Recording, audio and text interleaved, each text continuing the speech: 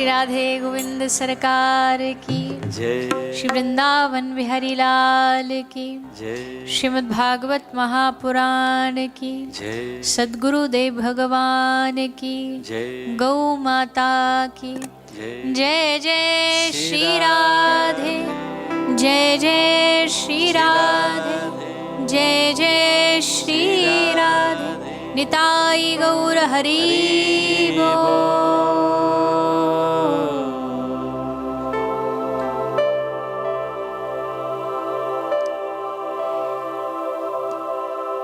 एक बार सभी बड़े भाव से बोलेंगे जय श्री राधे, जय श्री राधे। आइए चित सार सिंधु सर्वस्व भगवान श्री राधे गोविंद के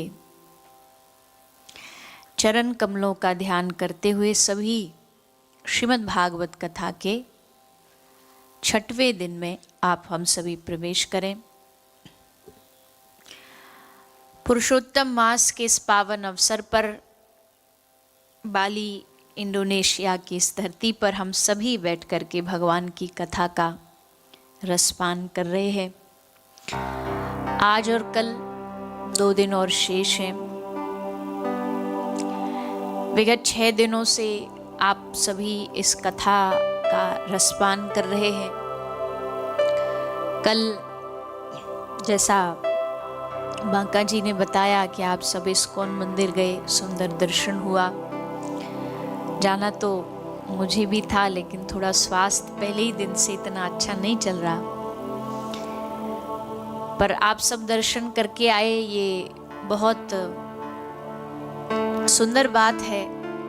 अपने देश से बाहर अपनी संस्कृति, अपने भगवान, अपने मंदिर, अपना भजन संकीर्तन जब हम देखते हैं तो खूब आनंद आता है कि भगवान ने कितनी कृपा करी है। भगवान जिसको चुनते हैं वही भगवान से जुड़ पाता है, चाहे वो अपने देश में हो या देश से बाहर हो। कितने लोग ऐसे अपने देश में रह के भगवान से नहीं जुड़ रहे, और कोई ऐसा भी है जिनको भगवान का नाम भी नहीं पता, उनको भी भगवान ने अपने से जोड़ लिया। इसका मतलब है कि जब भगवान कृपा करते हैं, जब भगवान कृपा करके जीव को अपनाना चाहते हैं, तब वो रास्ते खोलते हैं और तब जीव भगवान से जुड़ता है। और वास्तविकता में व्यक्ति की इस शरीर की कीमत कुछ है भी नहीं। इसकी कीमत तभी होती है जब ये भगवान से जुड़ता है। एक बार एक बहुत बड़ा राजा किसी संत से मिला,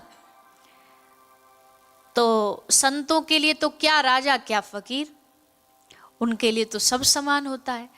तो संत ने उस बादशाह को बहुत भाव नहीं दिया, बहुत उसकी जी हजूरी नहीं करी। और जो बहुत बड़ा व्यक्ति होता है, जब तक उसकी कोई जी हजूरी ना करे तो उसे मजा नहीं आता। वो संतों से भी यही चाहता है कि उसकी सब वंदना करें। तो बादशाह ने थोड़ा नाराज होकर के बोला कि जानते हो मैं कौन हूं, जानते हो मेरी कीमत क्या है? तो संत ने कहा हाँ जानता हूं। क्या कीमत है तेरी वो जानता हूं। बोले क्या कीमत है? बोले तेरी कीमत 50 रुपया है। तो बादशाह हंस के बोला मेरी कीमत 50 रुपया? मैंने जो कपड़ा, जो कुर्ता पहन रखा है ना, इस कुर्ते की ही कीमत 50 रुपया है, आप मेरी कीमत 50 बता रहे हो? तो संत ने हंस के कहा मैंने कुर्ते की ही कीमत बताई है, तेरी नहीं। क्योंकि केवल कुर्ता ही है तेरे शरीर पर जिसकी कीमत है, तेरी तो कोई कीमत ही नहीं। इंसान की क्या कीमत है? इंसान की कीमत ऐसे कुछ नहीं है, पर जब यही इंसान भगवान की नाम से जुड़ जाता है, भक्ति से जुड़ जाता है, तो ये शरीर उसके लिए महोत्सव बन जाता है। ये शरीर भगवान तक पहुंचाने का रास्ता बन जाता है। अन्यथा इस शरीर की मृत्यु उपरांत क्या गति है? जला दो तो राख हो जाएगा, गाड़ दो तो मिट्टी बन जाएगा, खुले में फेंक दो तो चील कौवे खा जाएंगे। इससे ज्यादा इस शरीर की अंत में और क्या गति होगी?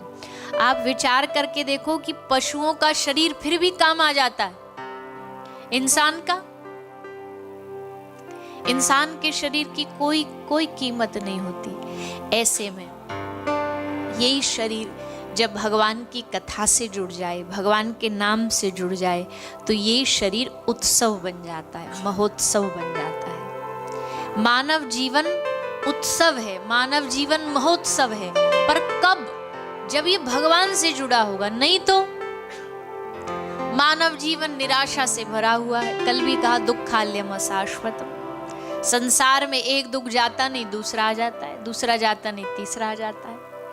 ऐसे में अगर ये शरीर भगवान से जुड़ेगा, उनकी कथा से जुड़ेगा, तो इसका कल्याण होगा। तो आप हम सब 5-6 दिन से यहाँ बैठ करके भगवान की कथा का श्रवण पान कर रहे हैं। पर भैया देखो, कथा के 2 उद्देश्य होते हैं। यहाँ तो खैर हमें पता है कि सब 2 ही उद्देश्य लेकर के आते हैं। हम जब कथाओं में अपने भारत में कथा करते तो हम कहते भैया कथा ही सुनने आना, कथा भी सुनोगे तो फिर कथा का असर नहीं आएगा। पर अब यहाँ तो हम क्या कहें, अब यहाँ तो भी है और ही भी है।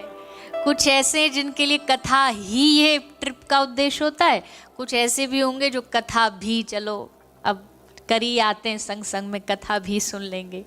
पर जब ये भी ही में बदल जाएगा कि हाँ हमें कथा ही सुननी, हमारा उद्देश्य कथा ही है, तब अच्छा हमारे जो ठाकुर जी है ना, हमारे ब्रज में कहते, ब्रज का एक ब्रज भाषा का शब्द है, हमारे ठाकुर जी थोड़े चिड़ैला किस्म के हैं। चिड़ैला मतलब हाँ, थोड़ा सा उनके भीतर जेलसी है। काय बात की जेलसी? अच्छा बात को समझना, नहीं तो हल्ला मच जाएगा कि बताओ भगवान को जेलस बोल दिया। जेलसी मतलब उनके भीतर ये भाव है कि चाहो तो हमको ही चाहो, फिर दूसरे को ना चाहो। कन्हैया ब्रज का ऐसा ही है, कहेगा अगर प्रेम करो तो हमसे ही करो, फिर दूसरा तुमको कोई भाए ना ऐसा प्रेम करो, हमसे ही जुड़ जाओ, हमारे ही चरणों में अपना मन लगा लो। तो ऐसे ठाकुर जी, और ब्रज के लोगों को ठाकुर जी ही चाहिए थे, इसलिए भगवान को ब्रज इतना पसंद था। सारे जीवन में भगवान का पूरा लीला काल 100 साल के लगभग रहा, 100 साल 10 वर्ष। 100 साल के इस पूरी अवधि में ठाकुर जी ब्रज में कितने दिन रहे, कितने साल रहे?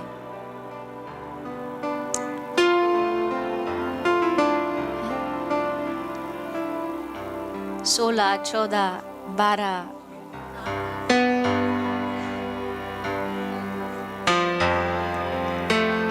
9 वर्ष ठाकुर जी, आज आसपास ही हो, ज्यादा दूर नहीं। इतने वर्ष में ठाकुर जी की पूरी लीला एक तरफ और 9 वर्ष की लीला एक तरफ। ठाकुर जी की जो 100 साल की लीला है, उसका इतना प्रेम देने वाली वो लीला नहीं है। हाँ, उसमें ज्ञान है, उपदेश है, भगवत गीता का उपदेश है। पर जब कन्हैया की बात आती है, कृष्ण नाम आते ही सबके मन में क्या आता है?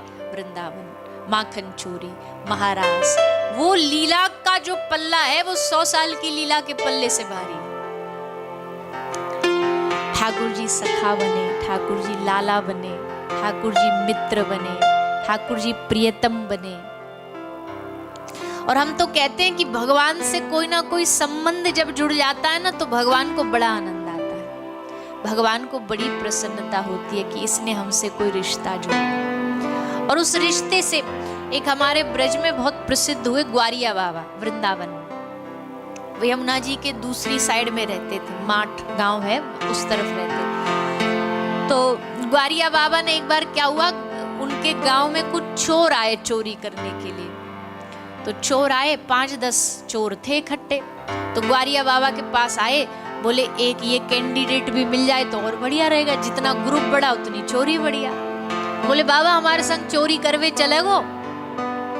अब बाबा का भाव देखो, बाबा ने सोची अच्छा हमारे ब्रज में ऐसा मानते, अगर एक गली में कहीं आपको 5 से 6 बालक खेलते हुए नजर आ जाए ना, तो इसका मतलब है इनके बीच में कहीं कन्हैया भी खेल रहा है, ऐसा भाव मानते।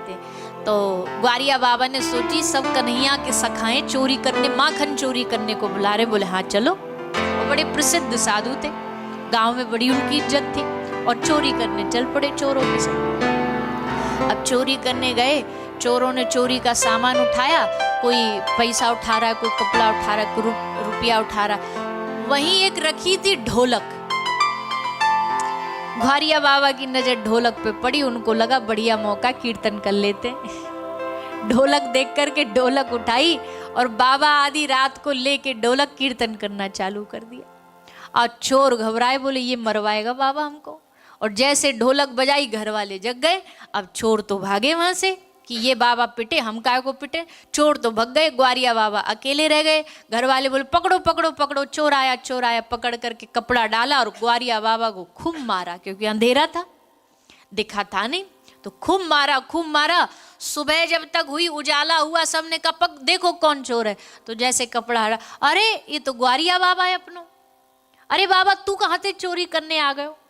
बाबा बोले कहा बता मैं, संगति का असर। अब चोर की संगति करेंगे तो चोरी बनेंगे।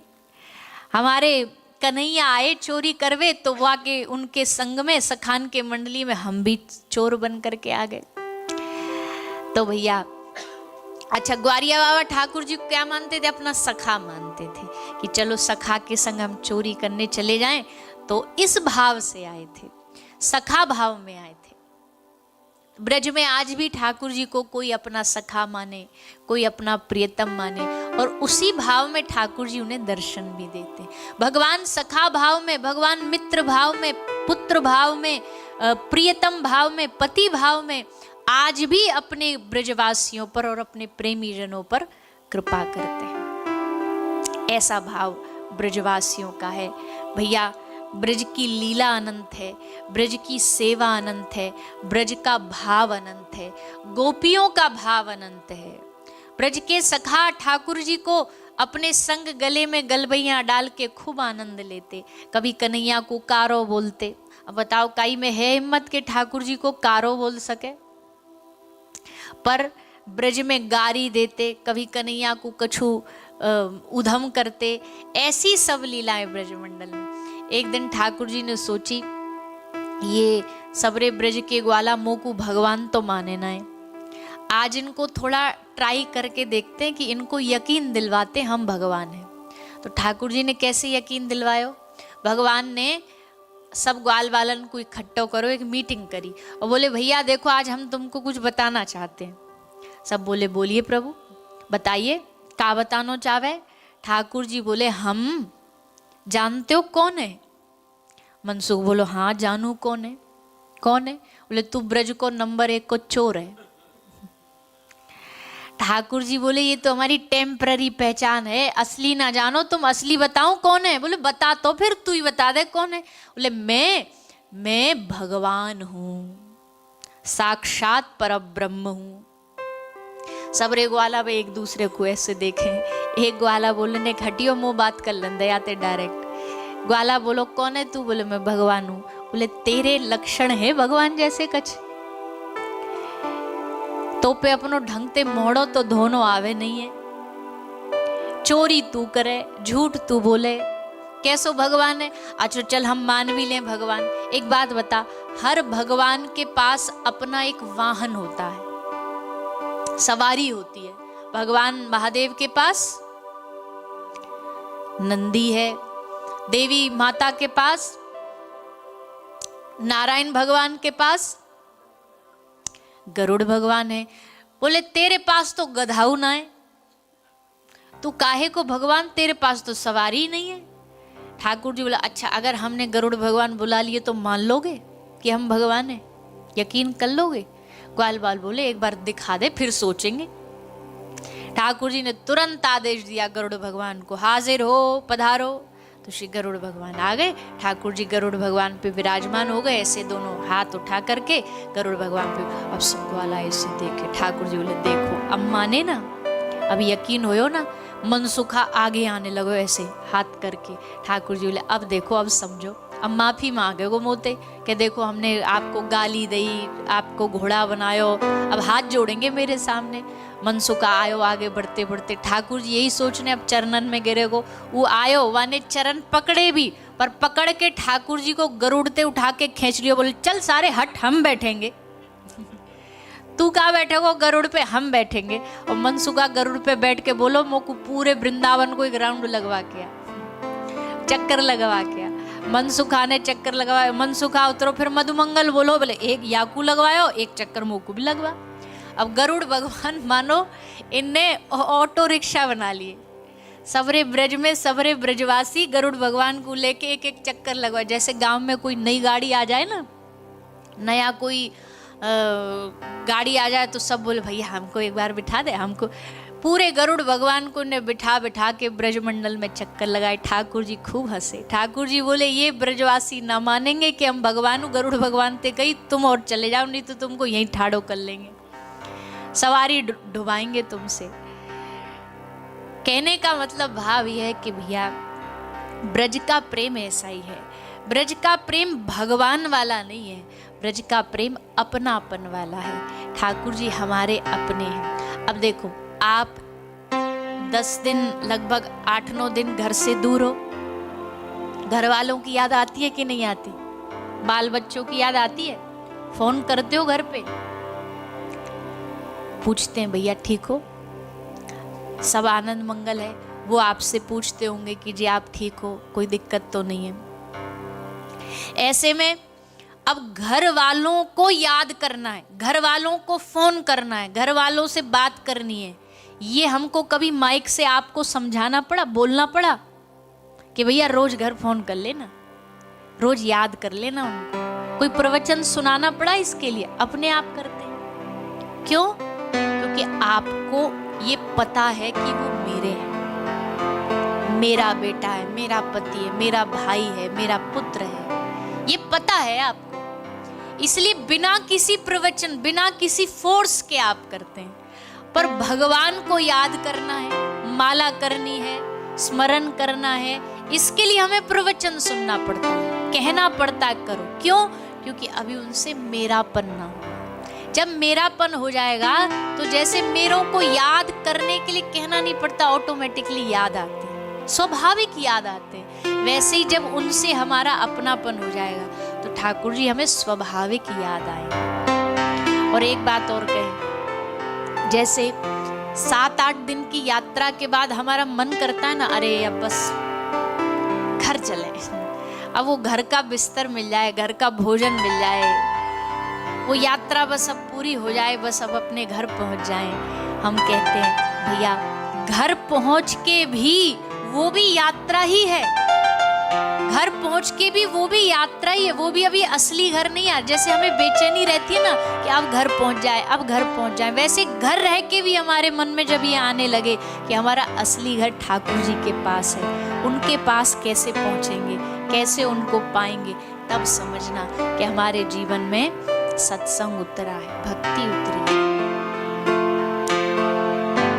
तो ऐसे ठाकुर जी ब्रजमंडल में छोटे से बालक बन करके, लाला बन करके ब्रजमंडल में पधारे। कल आप सबने ठाकुर जी की लीला सुनी। छोटे छोटे पामन से ठाकुर जी पूरे ब्रजमंडल में उदम मचाते घूम रहे हैं, काई को पकड़ रहे हैं, काई की मटकी फोड़ रहे हैं, काई को माखन चुरा रहे हैं, काई के घर में जाकर के लीला कर रहे हैं। अच्छा, रोज एक ब्रज में एक लंबी वेटिंग लिस्ट चलती थी, ब्रज की गोपियों की एक लंबी लिस्ट थी, रोज इंतजार करती थी आज हमारे घर ठाकुर जी आ जाए, माखन चुरा। अच्छा, बाहर से तो शिकायत करती थी मैया, वत्सान मुंचान क्वचित समये क्रोश संजात हाशा, मैया तेरो छोरा हमारे घर आके मटकी फोड़ देवे। मैया बोली लाला तेने मटकी फोड़ी? अच्छा, अब इनका उत्तर देखो, चतुराई देखो इनकी। ठाकुर जी को चोर जार शिखामणि इसलिए कहा गया क्योंकि इनके पास हर बात का तोड़ है। मैया ने पूछी तेने मटकी फोड़ी? बोले हाँ मैया, पहले तू पूरी कहानी सुन हमारी। बोले क्या कहानी सुन? बोले मैया एक दिन मैं पीछे गामते जा रहे हो, वहां एक कुम्हारन बैठी बैठी रो रही, आंखन में आंसू। मैंने पूछी मैया तू काय को रो रही है? बोले कहा बताऊं लाला, आजकल जमानो बदल गयो, पहले तो मटका घड़ा खूब बिकते थे, आजकल तो घड़ा बिकने ही बंद है गए।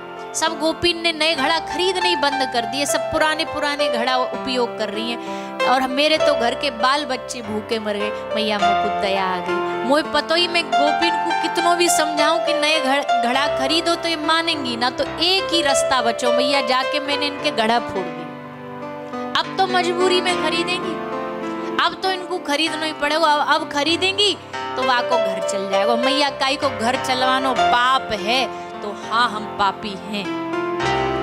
अब मैया भी चुप, सब ग्वालिन भी चुप। एक बोली अच्छो मैया ठीक है, घड़ा फोड़ दियो, चल ठीक है, पर एक बात बता, मेरे घर में गैया को एक बछड़ा है, वह गैया के बछड़ा को बिना समय आवे और आके वह खोल के चलो जावे, बछड़ा सबरो दूध पी जावे। गैया को सासू माँ की डांट पड़े मुंह पे, सास और ननद मुंह पे चढ़ जाए, मैं कहूँ कि बछड़ा दूध पी गए, बोलते ना ये खुद पी आई होगी, तभी तो ऐसी है रही है एकदम। तो मैया मुंह पे डांट पड़े, और मुंह पे डांट पड़े तो मैया यूं पीछे ठाड़ो ठाड़ो खुश है कि हंसे, ताली बजा बजा के हंसे कि वाह गोपी पे डांट पड़ रही है, बड़ो मजा आयो, बड़ो मजा आयो। अब बता मैया, ठाकुर जी बोले लाला तेने ऐसे करी? बोले हाँ मैया करी, पर क्यों करी? मैया छोटो सो बछड़ा पूरा दिन भर भूखो ठाड़ो रे, ये जो इतनी चप्पर चप्पर जीव चला रही है ना गोपी, ये पत्थर है, पत्थर दिल। बालक बछड़ा रो रहे हो या के सामने रंभा रंभा के, या को दिखाई ना देवे या भूख लग रही है? मैया याकू तो ना दिखे, पर मैया मुँह तो पतो ना, जब मुँह भूख लगे तो मैं कैसे रोऊं तुम्हारे सामने? ऐसी मैया बछड़ा रो रहे हो, यूं तो देख के चली गई, तो या के जाने के बाद मैंने वहाँ बछड़ा को दूध पिला दियो। मैया भूखे का पेट भरना पाप है, तो हाँ हम पापी हैं। मैया बोली देखी कितनो समझदार छोरा है मेरो। एक बोली अच्छो मैया चल ये बात भी मान ली, अब मेरी शिकायत सुन। मैया बोली तू भी बोल, तेरी क्या शिकायत? बोले मैया मेरे घर में छोटे छोटे बालक हैं, सुबह सुबह उनको जगाने आ जाए, खिड़की के पास आके उनको ताली और चुटकी बजा बजा के जगावे मैया। बालक सुबह सुबह जग जाए, काम ना हो पावे मेरो, बताओ मैया ये कोई बात है? मैया ने पूछी लाला तेने ऐसे करी? हाँ मैया करी। काय को करी? बोले मैया तू ही तो कहे, जो बालक सूर्योदय के बाद जागता है उसमें बुद्धि नहीं आती, तो मैया या में खुद में तो बुद्धि है ना, कम से कम आगे बालकन में ही आ जाए, या हमारे मैया में सूर्योदय से पहले जाके उनको जगा दूं।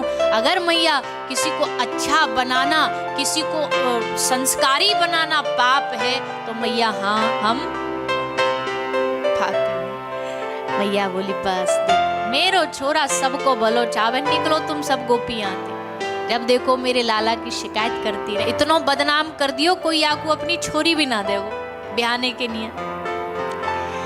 ऐसे ब्रज में आनंद बरसता रहता है, कभी गोपी आनंद लेती है, कभी यशोदा मैया आनंद लेती है, कभी नंद बाबा आनंद देते हैं। ऐसा आनंद ठाकुर जी ब्रज में बांट रहे। फिर कथा आई, कल जहां हमने कथा विश्राम करी, कौन सी लीला थी?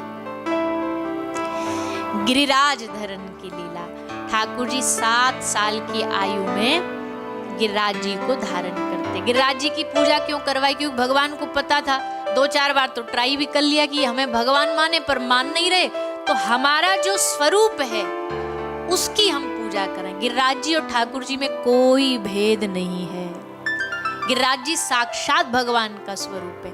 आज भी गोवर्धन नाथ में कोई जाए ना गिरिराज जी को छुए, तो इसका मतलब आप ठाकुर जी को ही छू रहे। गिरिराज जी का बहुत महत्व। ब्रज में 3 चीज सबसे अच्छी है, अच्छी मतलब उत्तम श्रेष्ठ भगवान श्री कृष्ण के समय की है। कौन कौन सी? एक यमुना जी, बाकी सब चीजें बाद में आई, बाद में बनी, मंदिर बाद में बने, पर 3 चीज भगवान के समय की, यमुना जी, गिरिराज जी और ब्रज की माटी। चौथी कौन सी? तो ब्रजरज। ये ठाकुर जी के स्पर्श किया हुआ है, तो यमुना जल तो जली हो गया ना, पानी हो गया। तो ब्रजरज श्री गोवर्धन नाथ जी और श्री यमुना जी का जल, ये 3 चीज। और आप लोग भी कभी वृंदावन जाओ ना, ब्रज जाओ, तो हम आपसे प्रार्थना करते केवल लस्सी पेड़ा में ना उलझ जाया करो, चाट पकौड़ियों में ना उलझ जाया करो। आप तो नहीं उलझते, आप तो 2 दिन बचे आपके बीच में, पर कोई भी वृंदावन जाता है हम तो प्रार्थना करते भैया मंदिरों में जा सकते हो बहुत बढ़िया, पर आजकल तो मंदिरों में भी भैया ऐसी ठसाठस है, हम ही बिहारी जी में जाए पता नहीं कितने महीने और सालों हो जाते। क्यों, बड़ा डर लगता है कि भैया कहाँ जाएंगे, कैसे निकलेंगे। तो अगर उन सब जगह पर दर्शन कर पा रहे हो बहुत बढ़िया, नहीं भी कर पा रहे हो तो वृंदावन का असली आनंद है यमुना के तट पे बैठो शांत भाव से, यमुना जी के तट पर विराजमान होकर ठाकुर जी का अनुभव करो। आहा, आज से 5000 साल पहले कन्हैया ने ऐसे यहाँ रास रचाया, ऐसे यहाँ गैया चराई। यमुना जी के तट पे बैठ के जब आप अनुभव करोगे ना तो आपको ठाकुर जी की लीला यमुना जी पे होती हुई दिखाई देगी। फिर गिरिराज जी जाओ, गिरिराज जी को प्रणाम करो, गिरिराज जी को स्पर्श करो, उनको छू के ठाकुर जी का अनुभव करो। और फिर तीसरी वृंदावन की माटी, माटी तो वहां की ऐसी है भैया, जब तक माटी उठा के पूरे शरीर पे ऐसे लगा ना लो बढ़िया ढंग से, तब तक लगे ही ना कि आप ब्रज गए हो। अब देखो कितना भी महान कोई देश हो, कितना भी सुंदर, कितना भी प्राकृतिक कोई देश, आप बाली आके आपने यहाँ की मिट्टी ऐसे लगाई शरीर में, उल्टा नेकाद की गलती से लग गई तो अरे झाड़ो कपड़ा में गंदी हो गई, कपड़ा गंदा हो गया।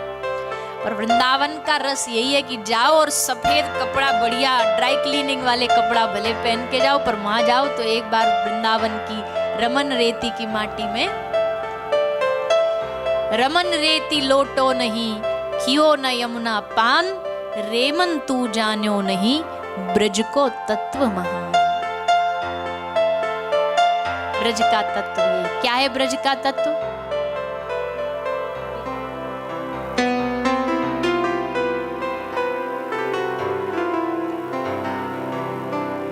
ब्रज का तत्व यही है। श्री ब्रज के महापुरुषों का कहना है, कर वृंदावन वास रे